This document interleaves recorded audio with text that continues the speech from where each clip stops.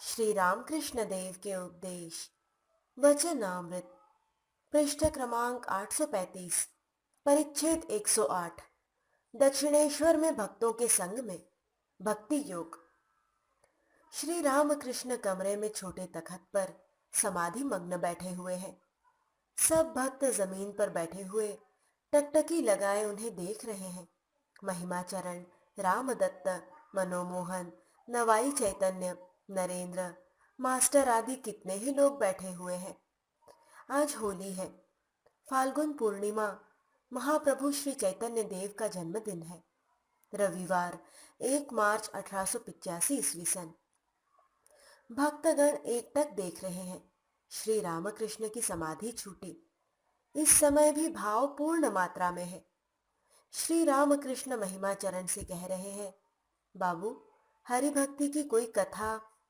महिमाचरण, आराधितो यदि हरिस्तपसा ततः किम, नाराधितो यदि हरिस्तपसा ततः किम, अंतर्बहिर्यदि हरिस्तपसा ततः किम, नान्तर्बहिर्यदि हरिस्तपसा ततः किम, विरम विरम ब्रह्मन् किं तपस्या सुवत्स, व्रज व्रज द्विज शीघ्रं शङ्करं ज्ञानसिन्धुं, लभ लभ हरिभक्तिं वैष्णवोक्तां सुपक्वां, भवनिगडनिबन्धच्छेदनीं कर्तरीं च।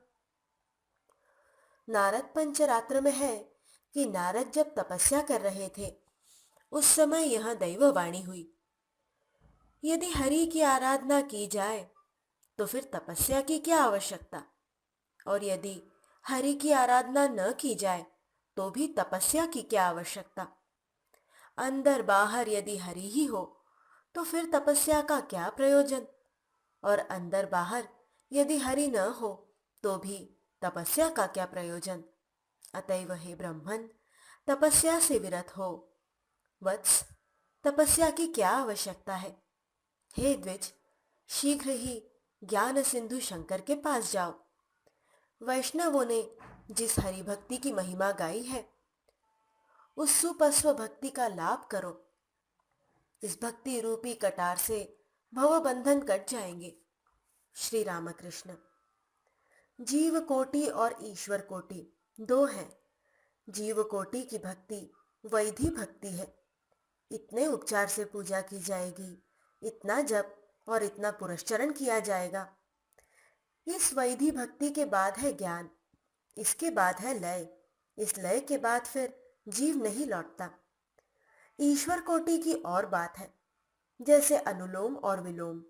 नेति नेति करके वहां छत पर पहुंचकर जब देखता है कि छत जिन चीजों की, चूना, सुर्खी और ईंटों की बनी हुई है, सीढ़ी भी उन्हीं चीजों की बनी हुई है, तब वह चाहे तो छत में रह जाए, चाहे चढ़ना उतरना जारी रखे, वह दोनों ही कर सकता है। शुकदेव समाधिस्थ थे। निर्विकल्प समाधि, जड़ समाधि हो गई थी। भगवान ने नारद को भेजा, परीक्षित को भागवत सुनाना था। उधर नारद ने देखा कि शुकदेव जड़ की तरह बाह्य चेतन से रहित बैठे हुए हैं। तब नारद वीणा बजाते हुए 4 श्लोकों में श्री भगवान के रूप का वर्णन गाने लगे। जब वे पहला श्लोक गा रहे थे तब शुकदेव को रोमांच हुआ। क्रमशः आंसू बहने लगे। भीतर हृदय में चिन्मय स्वरूप के दर्शन होने लगे। जड़ समाधि के पश्चात फिर रूप के दर्शन भी हुए। शुकदेव ईश्वर कोटि के थे। हनुमान ने साकार और निराकार दोनों के दर्शन कर लेने के पश्चात श्री राम की मूर्ति पर अपनी निष्ठा रखी थी। चित घन आनंद की मूर्ति वही श्री राम मूर्ति है। प्रहलाद कभी तो सोहम देखते थे और कभी दास भाव में रहते थे। भक्ति न ले तो क्या लेकर रहे, इसीलिए सेव्य और सेवक का भाव लेना पड़ता है। तुम प्रभु हो, मैं दास। यह भाव हरि रसास्वादन के लिए, रस रसिक का यह भाव है। हे ईश्वर, तुम रस हो, मैं रसिक हूं। भक्ति के मय में, विद्या के मय में तथा बालक के मय में दोष नहीं। शंकराचार्य ने विद्या का मय रखा था लोक शिक्षा के लिए। बालक के मय में दृढ़ता नहीं है। बालक गुणातीत है, वह किसी गुण के वश में नहीं। अभी अभी वह गुस्सा हो गया, थोड़ी देर में कहीं कुछ नहीं। देखते ही देखते उसने खेलने के लिए घरौंदा बनाया, फिर तुरंत ही उसे भूल भी गया। अभी तो खेलने वाले साथियों को वह प्यार कर रहा है, फिर कुछ दिनों के लिए अगर उन्हें न देखा तो सब भूल भी गया। बालक सत्व, रज और तम किसी गुण के वश में नहीं है। तुम भगवान हो, मैं भक्त हूं। यह भक्तों का भाव है। यह मैं, भक्ति का मैं। लोग भक्ति का मैं क्यों रखते हैं? इसका कुछ अर्थ है। मैं मिटने का तो है ही नहीं, तो फिर वहां पड़ा रहे दास का मैं, भक्त का मैं होकर। लाख विचार करो, पर मैं नहीं जाता। मैं मानो कुंभ स्वरूप है और ब्रह्म है समुद्र, चारों ओर जल राशि।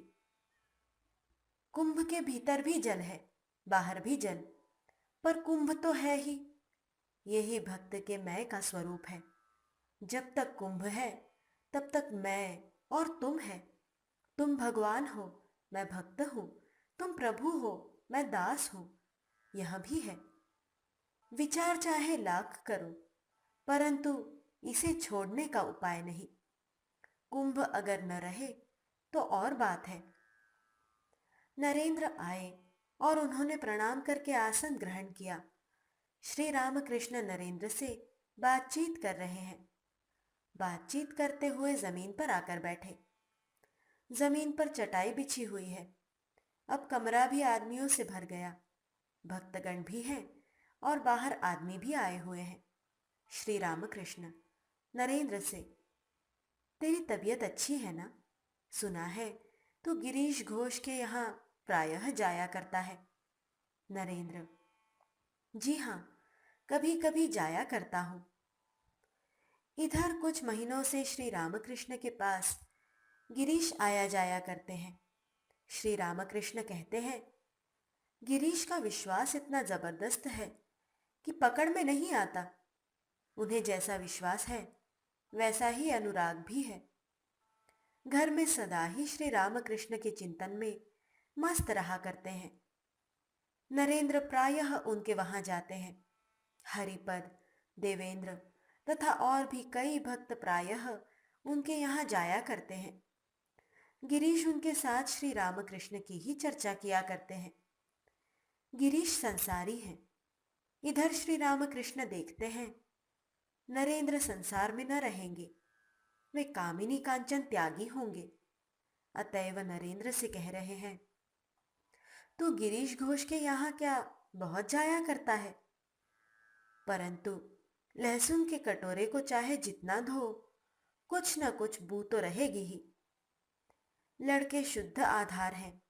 कामिनी और कांचन का स्पर्श अभी उन्होंने नहीं किया।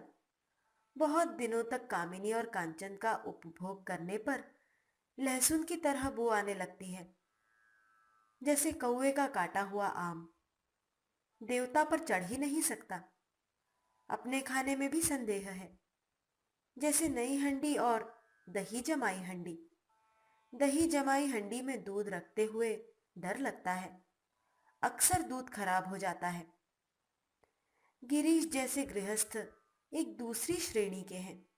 वे योग भी चाहते हैं और भोग भी। जैसा भाव रावण का था, नाग कन्याओं और देव कन्याओं को हथियाना चाहता था, उधर राम की प्राप्ति भी करना चाहता था। श्री रामकृष्ण, असुर लोग अनेक प्रकार के भोग भी करते हैं और नारायण को पाने की भी इच्छा रखते हैं।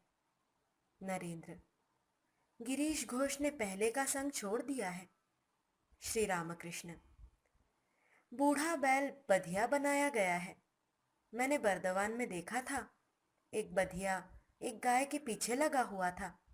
देखकर मैंने पूछा, यहाँ कैसा? यहाँ तो बधिया है। तब गाड़ीवान ने कहा, महाराज, बड़ा हो जाने पर यहाँ बधिया किया गया था, इसीलिए पहले के संस्कार नहीं गए। एक जगह अनेक सन्यासी बैठे हुए थे। उधर से एक औरत निकली। सब के सब ईश्वर चिंतन कर रहे थे। उनमें से एक ने जरा नजर तिरछी करके उसे देख लिया। 3 लड़के हो जाने के बाद उसने सन्यास लिया था। एक कटोरे में अगर लहसुन पीसकर घोल दिया जाए तो क्या लहसुन की बू जाती है? इमली के पेड़ में क्या कभी आम फलते हैं? अगर वैसा विभूति का बल किसी को हो तो यह हो सकता है। वह इमली में भी आम लगा देता है, परंतु क्या वैसी विभूति सभी के पास रहती है? संसारी आदमियों को अवसर कहाँ। एक ने एक भागवत पाठी पंडित चाहा था।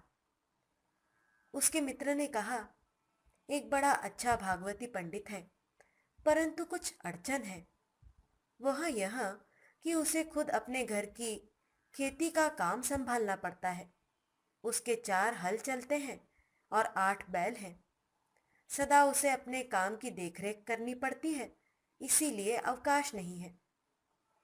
जिसे पंडित की जरूरत थी, उसने कहा, मुझे इस तरह के भागवती पंडित की जरूरत नहीं है जिसे अवकाश ही न हो। हल और बैल वाले भागवती पंडित की तलाश मैं नहीं करता। मैं तो ऐसा पंडित चाहता हूं जो मुझे भागवत सुना सके। एक राजा प्रतिदिन भागवत सुनता था। पाठ समाप्त करके पंडित जी रोज कहते थे, महाराज, आप समझे? राजा भी रोज कहता, पहले तुम खुद समझो। पंडित घर जाकर रोज सोचता था, राजा ऐसी बात क्यों कहता है कि पहले तुम खुद समझो। वह पंडित भजन पूजन भी करता था। क्रमशः उसे होश हुआ।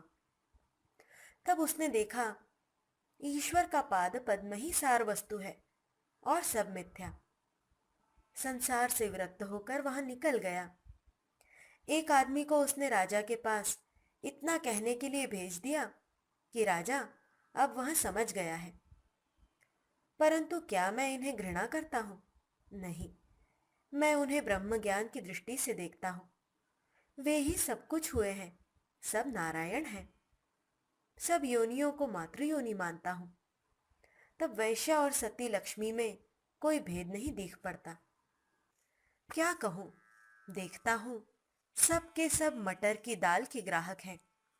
कामिनी और कांचन नहीं छोड़ना चाहते। आदमी स्त्रियों के रूप पर मुग्ध हो जाते हैं। रुपए और ऐश्वर्य देखकर सब कुछ भूल जाते हैं, परंतु यह नहीं जानते कि ईश्वर के रूप का दर्शन करने पर ब्रह्म पद भी तुच्छ हो जाता है। रावण से किसी ने कहा था, तुम इतने रूप बदलकर तो सीता के पास जाते हो, परंतु श्री रामचंद्र का रूप क्यों नहीं धारण करते? रावण ने कहा, राम का रूप हृदय में एक बार भी देख लेने पर रंभा और तिलोत्तमा चिता की खाक जान पड़ती हैं। ब्रह्म पद भी तुच्छ हो जाता है। पराई स्त्री की तो बात ही दूर रही। सब के सब मटर की दाल के ग्राहक हैं। शुद्ध आधार के हुए बिना ईश्वर पर शुद्धा भक्ति नहीं होती। एक लक्ष्य नहीं रहता, कितनी ही और मन दौड़ता फिरता है। मनोमोहन से। तुम गुस्सा करो और चाहे जो करो, राखाल से मैंने कहा, तू अगर ईश्वर के लिए गंगा में डूबकर मर जाए तो यह बात मैं सुन लूंगा, परंतु तू किसी की गुलामी करता है, ऐसी बात न सुनूं। नेपाल से एक लड़की आई थी। इसराज बजाकर उसने बहुत अच्छा गाया। भजन गाती थी। किसी ने पूछा, क्या तुम्हारा विवाह हो गया है? उसने कहा, अब और किसकी दासी बनूं? एक ईश्वर की दासी हूं। कामिनी और कांचन के भीतर रहकर कैसे कोई सिद्ध हो? वहां अनासक्त होना बहुत ही मुश्किल है। एक ओर बीबी का गुलाम, दूसरी ओर रुपए का गुलाम, तीसरी ओर मालिक का गुलाम। उनकी नौकरी बजानी पड़ती है। एक फकीर जंगल में कुटी बनाकर रहता था। तब अकबर शाह दिल्ली के बादशाह थे। फकीर के पास बहुत से आदमी आया जाया करते थे। अतिथि सत्कार की उसे बड़ी इच्छा हुई। एक दिन उसने सोचा, बिना रुपए पैसे के अतिथि सत्कार कैसे हो सकता है, इसलिए एक बार अकबर शाह के दरबार में चलूं। साधु फकीर के लिए सब जगह द्वार खुला रहता है। जब फकीर वहां पहुंचा तब अकबर शाह नमाज पढ़ रहे थे। फकीर मस्जिद में उसी जगह पर जाकर बैठ गया। उसने सुना कि नमाज पूरी करके अकबर शाह खुदा से कह रहे थे, ऐ खुदा, मुझे तू दौलतमंद कर, खुश रख, तथा और भी इसी तरह की कितनी ही इच्छाएं पूरी करने के लिए खुदा से दुआएं मांगते थे। उसी समय फकीर ने वहां से उठ जाना चाहा। अकबर शाह ने बैठने के लिए इशारा किया। नमाज पूरी करके बादशाह ने आकर पूछा, आप बैठे थे, फिर चले कैसे? फकीर ने कहा, यह शाहनशाह के सुनने लायक बात नहीं है, मैं जाता हूं। बादशाह के जिद करने पर फकीर ने कहा, मेरे यहां बहुत से आदमी आया करते हैं, इसीलिए मैं कुछ रुपए मांगने आया था। अकबर ने पूछा, तो आप चले क्यों जा रहे हैं? फकीर ने कहा, मैंने देखा तुम भी दौलत के कंगाल हो और सोचा कि यह भी फकीर ही है, फकीर से क्या मांगू, मांगना ही है तो खुदा से ही मांगूंगा। नरेंद्र। गिरीश घोष इस समय बस ऐसी ही चिंताएं करते हैं। श्री रामकृष्ण। यहां तो बहुत ही अच्छा है, परंतु इतनी गालियां क्यों दिया करता है? मेरी अवस्था वैसी नहीं है। जब बिजली गिरती है तब भारी चीजें उतनी नहीं हिलती, परंतु झरोखे की झंझरियां हिल जाती हैं। मेरी वह अवस्था नहीं है। सतोगुण की अवस्था में शोरगुल नहीं सहा जाता। हृदय इसीलिए चला गया, मां ने उसे नहीं रखा। पिछले दिनों में बड़ी बढ़ा चढ़ी करने लगा था, मुझे गालियां देता था, हल्ला मचाता था। गिरीश घोष जो कुछ कहता है वह तेरे साथ कहीं कुछ मिला भी? नरेंद्र। मैंने कुछ कहा नहीं, वे ही कहा करते हैं, उनका विश्वास है कि आप अवतार हैं, मैंने कुछ कहा नहीं। श्री रामकृष्ण। परंतु खूब विश्वास है, देखा है ना? भक्तगण एक दृष्टि से देख रहे हैं। श्री रामकृष्ण नीचे ही चटाई पर बैठे हैं। पास मास्टर है, सामने नरेंद्र, चारों ओर भक्त मंडली। श्री रामकृष्ण कुछ देर चुप रहकर प्रेम पूर्ण दृष्टि से नरेंद्र को देख रहे हैं। कुछ देर बाद नरेंद्र से कहा, भैया, कामिनी और कांचन के बिना छूटे कुछ न होगा। कहते ही कहते श्री रामकृष्ण भावमग्न हो गए। करुणा से भरी हुई सस्नेह दृष्टि है, साथ ही भाव में मस्त होकर गाने लगे। भावार्थ। बात करते हुए भी मुझे भय होता है, और कुछ नहीं बोलता तो भी भय होता है। मेरे हृदय में यह संदेह है कि कहीं तुम्हारे जैसे धन को मैं खो न बैठूं।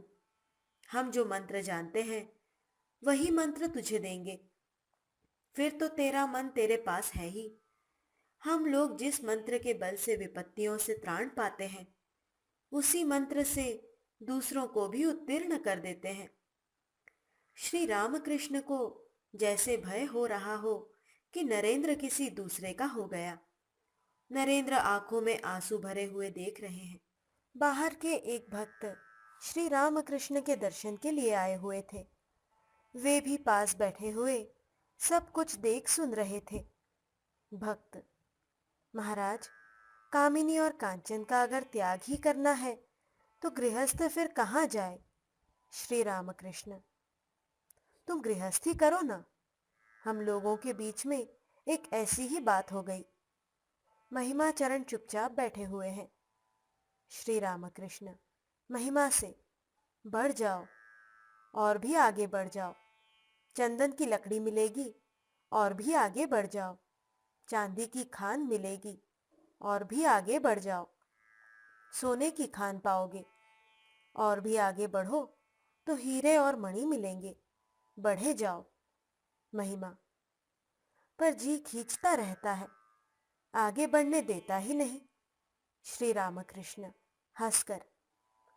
क्यों लगाम काट दो, उनके नाम के प्रभाव से काट डालो। उनके नाम के प्रभाव से काल पाश भी छिन्न हो जाता है। पिता के निधन के बाद से संसार में नरेंद्र को बड़ा कष्ट हो रहा है। उन पर कई आफतें गुजर चुकी। बीच बीच में श्री रामकृष्ण नरेंद्र को देख रहे हैं। श्री रामकृष्ण कहते हैं, तू चिकित्सक तो नहीं बना? शतमारी भवैद्वैद्यः सहस्रमारी चिकित्सकः। सब हंसते हैं। श्री रामकृष्ण का शायद यह अर्थ है कि नरेंद्र इतनी ही उम्र में बहुत कुछ देख चुका। सुख और दुख के साथ उसका बहुत परिचय हो चुका। नरेंद्र जरा मुस्कुराकर रह गए। गृहस्थों के प्रति अभयदान। नवाई चैतन्य गा रहे हैं। भक्तगण बैठे हुए हैं। श्री रामकृष्ण छोटे तखत पर बैठे हुए हैं। एकाएक उठे, कमरे के बाहर गए। भक्त सब बैठे ही रहे। गाना हो रहा है। मास्टर श्री रामकृष्ण के साथ साथ गए। श्री रामकृष्ण पक्के आंगन से होकर काली मंदिर की ओर जा रहे हैं। पहले श्री राधाकांत के मंदिर में गए। भूमिष्ठ होकर प्रणाम किया। उन्हें प्रणाम करते हुए देख मास्टर ने भी प्रणाम किया। श्री रामकृष्ण के सामने वाली थाली में अबीर रखा हुआ था। आज होली है, श्री रामकृष्ण भूले नहीं। थाली से अबीर लेकर श्री राधाकांत जी पर चढ़ाया, फिर उन्हें प्रणाम किया। अब काली मंदिर जा रहे हैं। पहले सातों सीढ़ियों पर चढ़कर चबूतरे पर खड़े हुए, माता को प्रणाम किया। फिर मंदिर में गए, माता पर अबीर चढ़ाया। प्रणाम करके काली मंदिर से लौट रहे हैं। काली मंदिर के सामने चबूतरे पर खड़े होकर मास्टर से उन्होंने कहा, बाबूराम को तुम क्यों नहीं ले आए? श्री रामकृष्ण फिर आंगन से कमरे की ओर जा रहे हैं।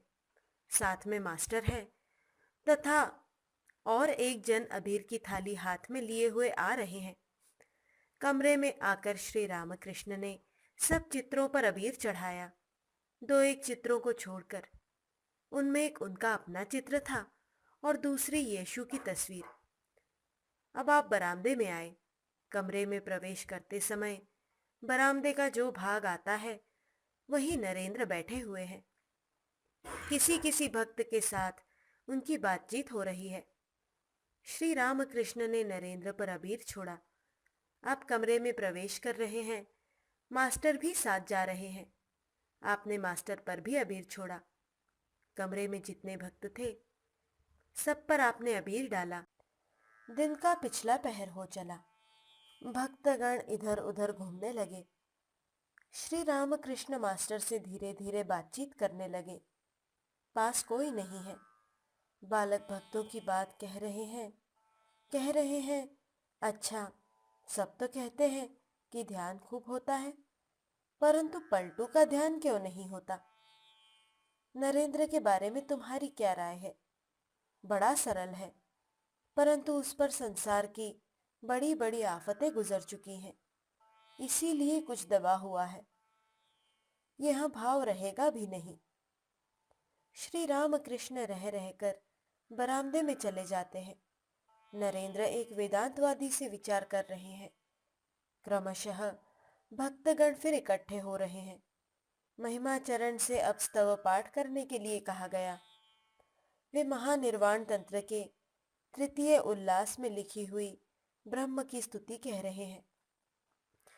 हृदय कमल मध्ये निर्विशेषं निरीहं हरिहर विधि वेद्यं योगिभिर्ध्यान गम्यं जनन मरण भीति भ्रंशि सच्चित् स्वरूपं सकल भुवन बीजं ब्रह्म चैतन्यमीडे। और भी दो एक स्तुतियां कहकर महिमाचरण श्री शंकराचार्य की रची हुई स्तुति कह रहे हैं। उनमें संसार कोप और संसार गहनता की बात है। महिमाचरण स्वयं संसारी भक्त हैं। हे चंद्रचूड़ मदनांतक शूलपाणे स्थाणो गिरीश गिरिजेश महेश शंभो भूतेश भीत भयसूदन मामनाथं संसार दुःख गहना जगदीश रक्ष। हे पार्वती हृदय वल्लभ चंद्रमौले भूताधिप प्रमथनाथ गिरीश जाप। हे वामदेव भवरुद्र पिनाकपाणे संसार दुःख गहना जगदीश रक्ष। श्री रामकृष्ण महिमा से। संसार कूप है, संसार गहन है, यह सब क्यों कहते हो? पहले पहल इस तरह कहा जाता है। उन्हें पकड़ने पर फिर क्या भय है? तब यह संसार मौज की कुटिया हो जाता है। मैं खाता पीता हूँ और आनंद करता हूँ। भय क्या है? उन्हें पकड़ो। कांटों का जंगल है तो क्या हुआ? जूते पहनकर उसे पार कर जाओ। भय क्या है? जो पाला छू लेता है, क्या वह भी कभी चोर हो सकता है? राजा जनक दो तलवारें चलाते थे, एक ज्ञान की और दूसरी कर्म की। पक्के खिलाड़ी को किसी का डर नहीं रहता। इसी तरह की ईश्वरी बातें हो रही हैं। श्री रामकृष्ण अपनी छोटी चारपाई पर बैठे हुए हैं। चारपाई की बगल में मास्टर बैठे हैं। श्री रामकृष्ण मास्टर से। उसने जैसा कहा उसी ने उसे खींच रखा है। श्री रामकृष्ण महिमाचरण की बातें कह रहे हैं। नवाई चैतन्य तथा अन्य भक्त फिर गाने लगे। अब श्री रामकृष्ण उनमें मिल गए और भावमग्न होकर संकीर्तन की मंडली में नृत्य करने लगे। कीर्तन हो जाने पर श्री रामकृष्ण ने कहा, यही इतना काम हुआ और सब मिथ्या था। प्रेम और भक्ति यही वस्तु है और सब अवस्तु। गुह्य बातें। दिन का पिछला पहर हो गया। श्री रामकृष्ण पंचवटी गए हुए हैं। मास्टर से विनोद की बातें पूछते हैं। विनोद मास्टर के स्कूल में पढ़ते हैं। ईश्वर का चिंतन करते हुए कभी कभी विनोद को भावावेश हो जाता है। इसीलिए श्री रामकृष्ण उन्हें प्यार करते हैं। अब श्री रामकृष्ण मास्टर से बातचीत करते हुए कमरे की ओर लौट रहे हैं। बकुल तल्ले के घाट के पास आकर उन्होंने कहा, अच्छा, यहाँ जो कोई कोई मुझे अवतार कहते हैं, इस पर तुम्हारा क्या विचार है?